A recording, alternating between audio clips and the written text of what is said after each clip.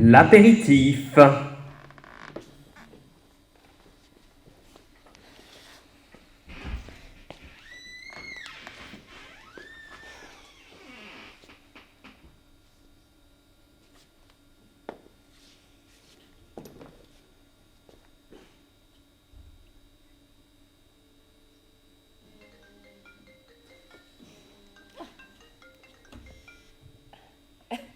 Coucou.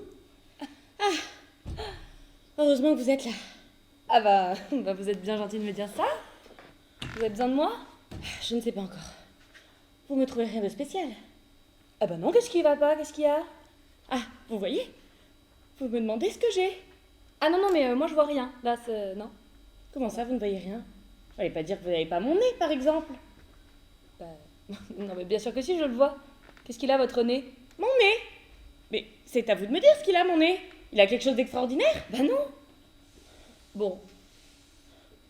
C'est un petit peu rouge, peut-être, non? Oui, c'est normal, je suis complètement saoule. Ah vous? Mais ça vous arrive jamais? Mais je sais. C'est la faute à Georges. Il a absolument voulu me faire goûter un nouvel apéritif. Je vois. Tu verras, c'est sensationnel, qu'il disait. Oh. Ah non, mais voilà. Ah, mais c'est que ça va pas bien du tout, hein. Bah, c'est que vous ne supportez pas l'alcool. Bah, d'habitude, si. Oui. Mais ça doit être un apéritif sans alcool. Et bah alors du coup, vous ne pouvez pas être saoul. Bah, non. Non, je ne suis pas saoule à proprement parler. C'est quelque chose de complètement différent. Et comment il s'appelle cet apéritif? Oh ben, je sais plus. Du snip, du strap. Et c'est bon à Ouais, boire? quelque chose comme ça. C'est bon à boire? C'est pas mauvais. Ça n'a aucun goût. Ça me rappelle un peu l'eau. L'eau du D'accord. robinet, hein. Ouais, je vois. Ah, c'est tout nouveau, hein. Georges en raffole. Puis c'est tonique, hein. Mais non, la prochaine fois, je prendrai un vermouth. Oula.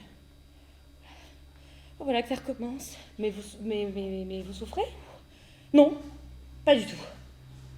En ce moment, bah ça se déplace. Bah tenez, en ce moment c'est dans le genou. Ah bah montrez voir que je... Vous voyez quelque chose? Ah bah oui. Oui. Ah bah oui, je vois votre genou là. Oui. Oui, non mais mon genou, rien d'anormal? Ah bah non, rien. C'est bien ce que je pensais. C'est à l'intérieur que ça se passe. Non mais... Qu'est-ce que vous ressentez exactement? Absolument rien. Comment rien? Bah, à part mon genou, je ne ressens absolument rien. Ah ben hop, et ben voilà, c'est parti. Ah ben ça va mieux. Hein. Ah ben c'est la dernière fois que je bois un apéritif sans savoir ce que c'est. Hein. C'est clair. Ah mais tenez, Oui. j'en ai acheté une demi-bouteille. Vous voulez goûter? Ah bah oui. Moi un liquide qui ne me ferait rien. Je veux bien voir ce que ça me fait, hein, parce que... Attendez, hein, je... Oh. Santé. Oula, pas trop vite. Alors? Ouais, vous avez raison, c'est chimique, hein, ces trucs. Voilà. Ah voilà que ça recommence. Non mais, vous voudriez mieux appeler un docteur. Un docteur? Mais que voulez-vous que je lui dise? C'est indéfinissable, je vous dis. Regardez ma tête. Vous apercevez quelque chose? Non. Ah ben voilà. Dans ma tête, en ce moment, c'est exactement comme si je n'avais pas bu cet apéritif. Alors, comment vous rendez-vous compte que c'est dans votre tête, du coup? Je me rends compte que c'est dans ma tête, parce que c'est dans ma tête que ça se passe. Bon, d'accord. Bon, alors, essayez de penser à votre pied pour voir. Mon pied? Mais qu'est-ce qu'il a, mon Oh pied? putain, mais peut-être qu'il a rien. Pardon, peut-être qu'il a rien. D'accord, mais essayez quand même. Ah bah oui, bah maintenant que vous m'y faites penser, oui. Bah, J'éprouve exactement la même sensation dans le pied. Ah ben maintenant dans l'autre pied. Et dans les mollets. Ah, et dans le dos. Ah non, mais c'est partout pareil. Oui, enfin, là, vous commencez à m'effrayer, en fait. Hein. Vous êtes sûr que c'est cet apéritif? Mais que voulez-vous que ce soit? Je sais pas, mais vous n'avez pas l'air de souffrir, là. Non, je suis pris des pieds à la tête et des pieds à la tête, mais c'est exactement ça me fait. Bah dites-le ce que ça vous fait, que je sache ce que ça va me faire, à moi. Eh ben ça me fait absolument rien. C'est extraordinaire.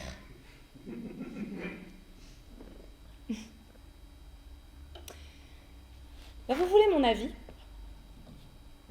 C'est pas votre apéritif hein, qui vous fait cet état qui vous met dans cet état-là, parce que moi, ça me fait la même chose. Bah qu'est-ce que c'est alors? C'est l'existence. L'existence? Oui, l'existence, oui. Et je le sais parce que moi, l'existence, ça me fait la même chose. À chaque fois que j'existe, c'est pareil. Ah bon? Mais vous existez souvent? Ah non, ça... merci, j'ai autre chose à faire. C'est vous, là, avec votre apéritif. Moi, ça m'était jamais arrivé avant. Quoi? Non. C'est la première fois que vous existez, là.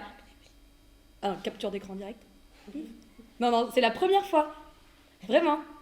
Ah non, mais ça s'arrose, hein. Ah, mais je vous paye un véritable apéritif. Et puis un truc qui existe depuis des siècles, hein, pas ce... Merde, là. Ah non, vraiment. Oh, je suis contente. Oh, mais super. Mais... Ah, ça, c'est chouette. Ça se voit beaucoup que j'existe. Ah non, mais... Il n'y a pas de honte, hein. Il n'y a pas de honte, d'accord. Et puis vous verrez, l'existence, ça s'en va comme c'est venu. Plus facilement qu'une migraine et sans aspirine.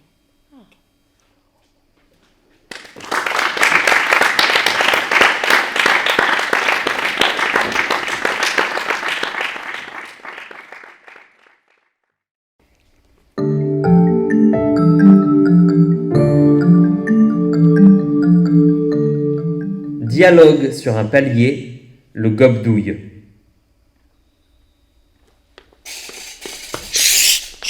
Oui.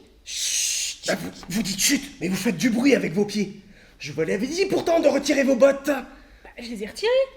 Elles sont restées au bas de l'escalier. Bah, alors vous avez des chaussettes qui craquent. Alors pensez-vous, des chaussettes toutes propres. Je les ai mises ce matin. Ça c'est vous qui le dites, hein. Parce que dans ces conditions, je me demande bien ce qu'on entend craquer. Ah, ce qu'on entend craquer, c'est mon pied. Votre pied? Bah, j'ai un pied qui craque. Non, pas celui-là, l'autre. Le pied gauche. Eh ben, je ne veux pas le savoir. Retirez-le pendant que je cherche la minuterie. Je veux rien entendre qui craque, hein. Bah, ça, je suis désolée, mais je ne peux pas. Et puis, si je pouvais le retirer mon pied, il y a bien une chose que je ne pourrais plus faire, c'est monter l'escalier. Faut choisir. Choisir, vous en avez de bonnes. Les deux boutons sont exactement pareils. Les deux boutons? Bah, tirer à pile ou face. Oh, je serais bien avancé. Et puis j'aime mieux m'en remettre au hasard, c'est plus sûr. Allez-y. Ouh, ça doit pas être la minuterie, ça. Non, mais comme ça, au moins, je suis fixé. Je vais appuyer sur le... Attendez, doucement, on ne sait jamais. Si j'y vais doucement, ça ne va rien faire. Mieux vaut y aller franchement. Après, on n'y pense plus. Voilà. En route? Oui, chut. Mais enfin, qu'est-ce qu'il a craqué comme ça, votre pied gauche? Montrez-le-moi. Ah, si vous insistez, je vais bien vous le montrer, mais vous ne verrez rien. Comme ça, vu de l'extérieur, il a l'air normalement constitué. Non, ce qu'il voudrait que je vous montre, c'est l'intérieur. Seulement... Non, pas question. Et puis, on n'a pas le temps. Vous me montrerez ça demain. Et puis vous ne perdez rien parce que même à l'intérieur, ça ne se voit pas ce qui craque dans mon pied. Comment ça ne se voit pas? Non. Oh, vous savez, je l'ai fait radiographier bien souvent, mon pied gauche. Vous vous êtes fait radiographier le pied? Oui. Ça doit être bien. Ah, ça vaut la peine, hein. J'aimerais bien me faire radiographier les pieds. Vous voyez, au fond, on se plaint de ne pas connaître Brigitte Bardot et on se connaît même pas soi-même. Ouais, c'est vrai. La première fois que je me suis fait radiographier le pied, c'est bien simple, je n'arrivais pas à y croire. C'est étrange, vous savez, comme spectacle. On reste là, on se croirait transporté dans une autre planète. On reste là à contempler l'intérieur de son pied dans une espèce de stupeur. On est sous le charme. Mais c'est si beau que ça, l'intérieur d'un pied? Ah, beau. Beau, oui et non, c'est surtout... lointain. Quoi, lointain? Bah, ils sont pas si loin que ça, mes pieds. Mais allez voir comme ça, non. Mais à l'intérieur, croyez-moi, c'est des milliers de kilomètres. Et alors en plus, dans l'appareil, ce qui impressionne, c'est qu'on voit ça comme si on y était. Oui, une fois j'ai regardé la Lune dans un télescope. Ouais. Eh ben... Oui, c'est un peu la même chose, mais pas tout à fait. Vous comprenez, ce qui émeut, c'est pas tellement de voir de tout près ce qu'on ne voit pas d'habitude, le dedans de son pied. C'est de le voir dedans, comme il est, quand on ne s'occupe pas de lui. Parce que le dedans du pied, sitôt qu'il est dehors, c'est plus ça du tout. Ah bah du tout, bien sûr, ça devient un pied de squelette. C'est comme les poissons quand ils sont pêchés, c'est plus vraiment des poissons. Les poissons, il faut les voir dans l'eau. Exactement. Le dedans du pied, il faut le voir dans son élément, c'est-à-dire Dans le pied. J'irai me faire radiographier les pieds à la fin du mois d'avril. Ah, je vous le conseille. Allez, venez, on va pas rester là toute la nuit. Je vous suis. Oui, oui. Mais suffit bien de dire chut. Mais enfin, qu'est-ce qu'il a à votre pied gauche? Vous pourriez pas essayer de grimper avec votre pied droit seulement? À cloche-pied. Hein? Je serai obligé de monter une marche sur 2, ça va faire encore plus de bruit. Non, enfin, de quel endroit il craque votre pied gauche? Non, on ne sait pas.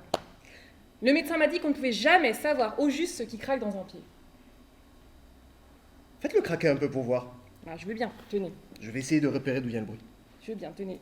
Mais je vous dis, on peut pas savoir. Vous comprenez, dans un pied comme celui-ci qui vous chausse du 41-42, un bon pied ordinaire, quoi, comme il y en a des plus grands, des plus compliqués, bah c'est fou ce qu'il y a comme os. Ah bon? On peut pas se figurer, c'est plein d'os là-dedans. Même le médecin s'y perd. Il m'a dit, ce qui grince dans votre pied, c'est peut-être bien la jointure du scaphoïde et du deuxième cunéiforme, mais ça peut tout aussi bien être la jointure du calcanéum et du cuboïde. Pour le savoir, il faudrait que je vous ouvre le pied, mais une fois ouvert, c'est pas dit qu'il grincera encore. Ah ça, un pied ouvert, c'est plus vraiment un pied. Prenez une porte fermée par exemple. Et puis prenez la même porte ouverte. Ça sera plus la même porte. Plus du tout. Plus du tout. C'est comme s'il n'y avait plus de porte. Tout de même, ça m'étonnerait que j'ai un cuboïde dans le pied, moi. Il me semble que ça doit se sentir, non? Ouais, croyez pas ça. Tout ça, c'est des os, ils se trouvent bien dans le pied. Ils y sont nés, ils y ont grandi tous ensemble, ils y ont leurs petites occupations. Pourquoi voulez-vous qu'ils vous fassent du mal s'ils se trouvent bien dans le pied? C'est pas du tout comme les petits os qu'on trouve parfois dans un pâté. Ceux-là, ils vous cassent une dent comme rien. Mais c'est parce que dans un pâté, ils sentent bien qu'ils sont pas à leur place naturelle. Non. Et quand on se sent pas à sa place, on sait plus vraiment ce qu'on fait. Du tout. Ah non, on a beau dire, un pied et un pâté, c'est pas la même chose pour un os. Du tout. Du tout. Mais même pour nous, c'est pas la même chose. Eh, prenez un plat, mettez-y un pâté par exemple. Eh ben, tout le monde sera content. Hein. Mais si c'est un pied que vous mettez dans le plat, Ça fera plus du tout le même effet. plus du tout. Du tout. C'est tellement vrai qu'on pourrait faire un proverbe là-dessus. Sur les pieds et les pâtés, Oui, un proverbe complètement faux comme il y en a des tas. bien sûr. Tenez par exemple. Qui dit pied dit pâté. Oui! Qui des pieds dit pâté? Qu'est-ce que ça voudrait dire? Je sais pas. Les proverbes, ça ne dit jamais exactement ce que ça veut dire. Il y a un sens caché. Faudrait creuser. Ouais, faudrait creuser. Mais seulement, on creusera demain. Parce que si ça continue, quand on sera là-haut, il sera déjà parti. Venez. Je suis. Ah ben, vous avez fait du propre. C'est pas moi qui fais ça. Ça doit être la minuterie. Attendez, je vais la rallumer.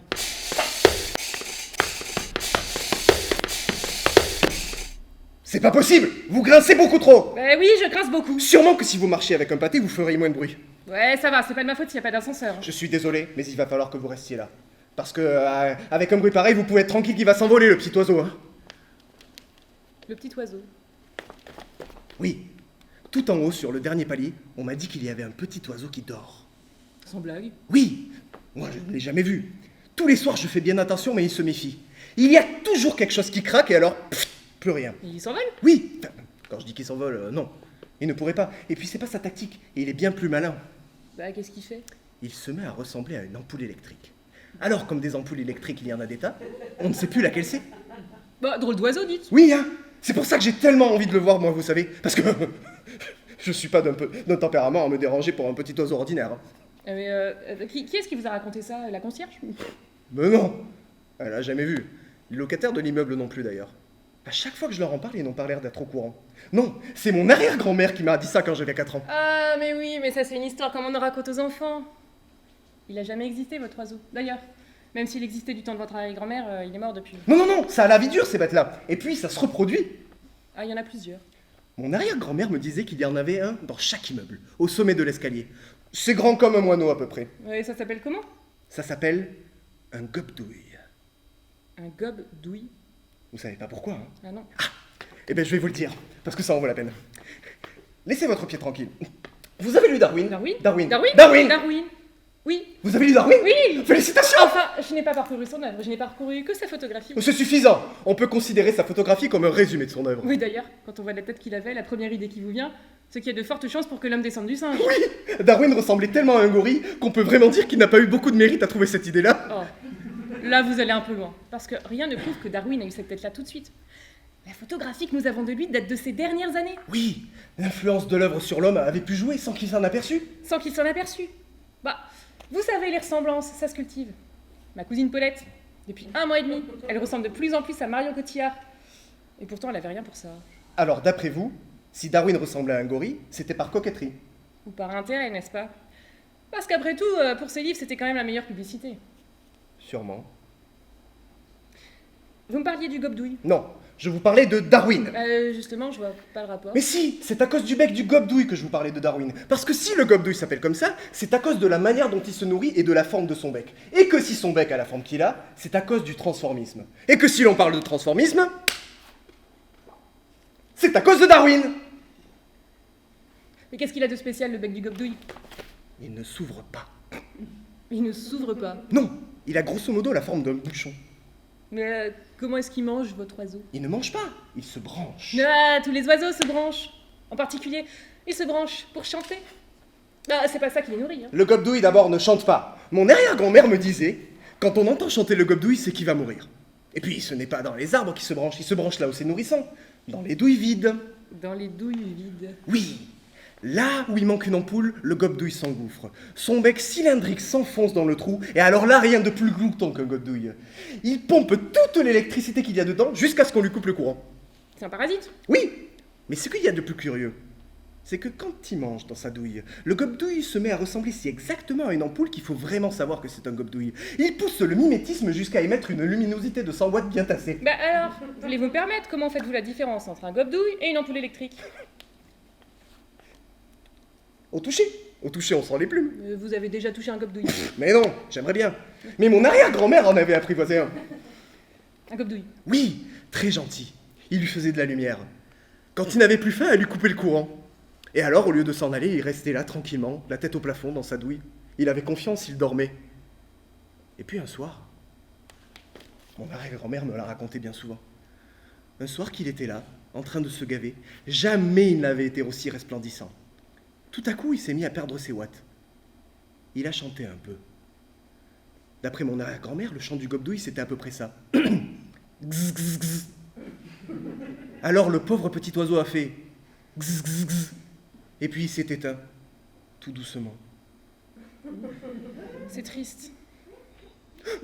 Pourvu que ce ne soit pas lui! Mais non, c'est la minuterie, attendez, je vais la rallumer. Alors, bon, ce qui est triste aussi, hein, c'est que vous persistiez à croire que votre papa, votre maman, votre grand-papa, votre grand-maman, votre arrière-grand-papa, votre arrière-grand-maman ne vous ont jamais raconté que des histoires vraies. Ouais, moi j'y crois pas, votre gobdouille. Vous croyez bien aux ampoules électriques? Ouais, mais les ampoules, c'est pas des oiseaux. Justement! Si c'est pas des oiseaux, qu'est-ce que c'est les ampoules électriques? On n'en sait rien. Et puis, dans le fond, je vous ai jamais dit que j'y crois, moi, au gobdouille. Hein. Ma conviction profonde, au contraire, est qu'il n'existe pas. Bah, qu'est-ce que vous cherchiez alors tous les soirs dans cet escalier? Je cherche à vérifier que le gobdouille n'existe pas. Mais vous n'êtes peut-être pas encore arrivé. C'est difficile! Bon, moi je vais vous laisser parce que mon pied qui craque doit faire peur aux oiseaux qui n'existent pas. Chut, chut, chut. C'est pas moi qui fais ça. Mais alors qu'est-ce que c'est qui fait ce bruit-là? Le gobdouille! C'est le chant du gobdouille! Vous croyez? Qu'est-ce que je vous disais? Vous voyez bien qu'il existe le gobdouille, puisqu'il vient de claquer.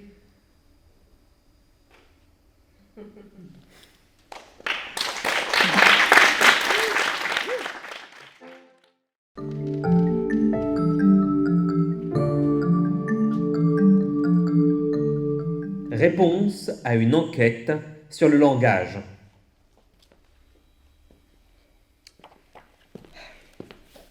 Le langage n'est pas un insecte. N'est rien de bien précis d'ailleurs. On ne peut le montrer du doigt.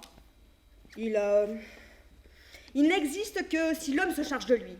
En parlant, en écrivant, en sifflant, n'importe quelle langue, sur ou sous n'importe quel air.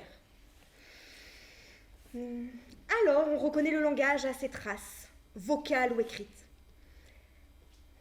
Cet instrument, cet outil, peu maniable, souvent insaisissable, l'homme le reçoit tout fait à sa naissance. Il en comprend d'emblée l'utilité, qui est de le faire communiquer avec ses semblables.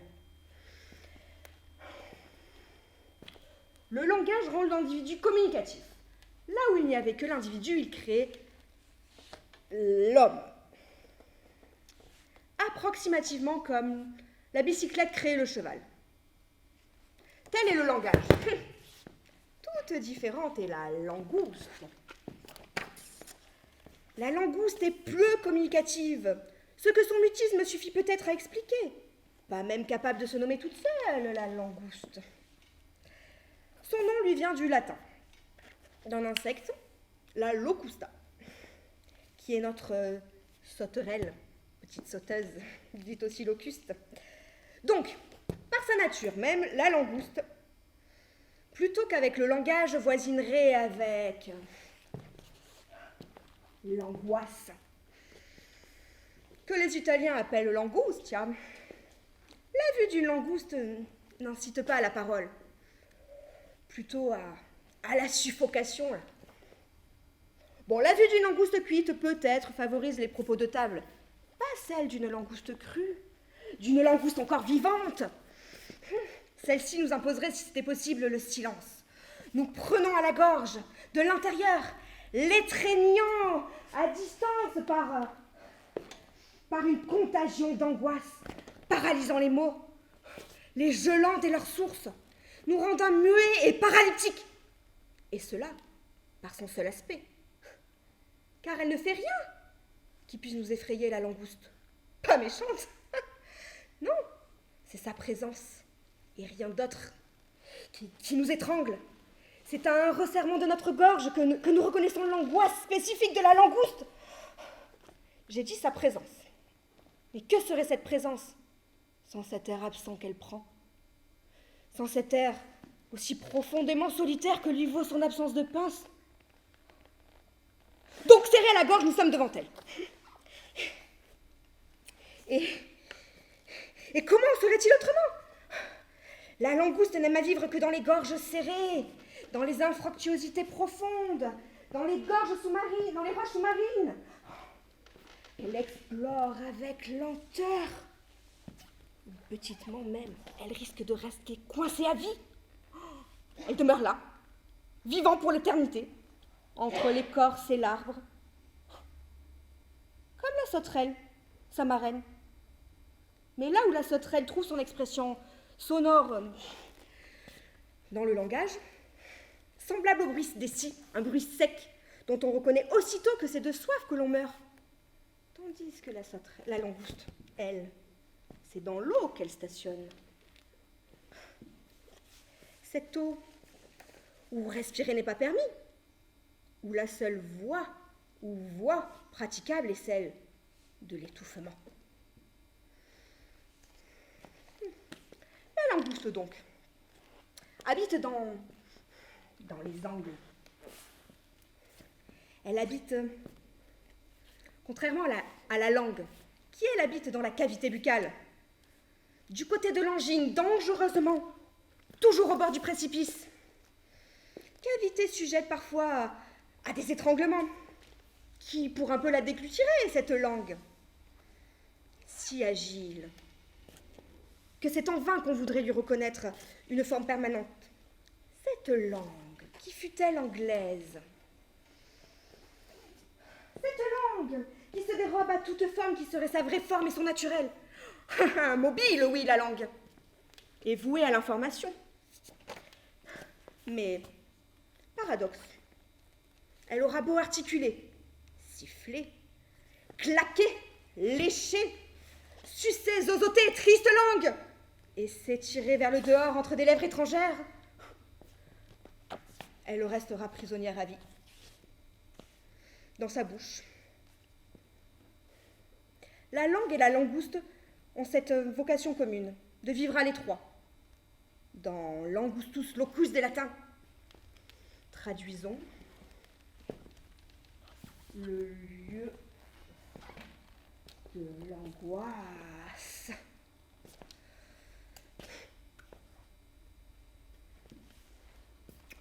Certes non, la langouste n'est pas loquace, la locusta n'est pas loquace. La locusta ignore les locutions. Elle n'est pas liante, mais parfois, peut-être, tandis qu'en était un pouls, oui peut-être, dans sa carapace, confortable en son intimité intérieure, la langouste, parfois, éprouve-t-elle sa solitude, comme une sorte de langueur, légèrement sucrée au goût. Gustus.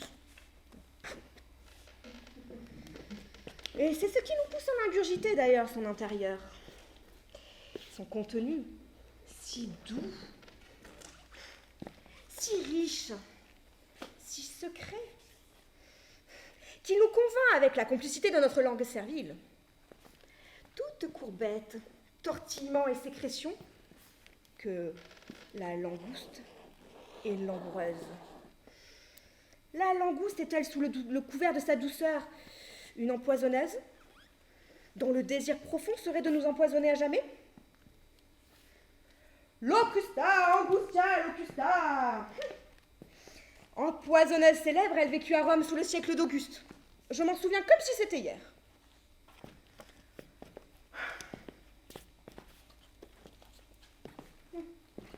Petite parenthèse. Locuste. La langouste ou locuste vient de la racine indo-européenne, loc, L-O-K, qui veut dire sauter. C'est pourquoi locuste veut dire sauterelle, petite sauteuse. La langouste, elle, ne semble plus sauter que par étymologie. Par ce petit coup de queue dont nous la savons capable, qui ressemble à un coup de pied à la lune ou une ruellade à l'envers. Le coup de queue de la langouste est facilement observable hors de la mer. Lorsque vivante, on la plonge dans une marmite d'eau bouillante.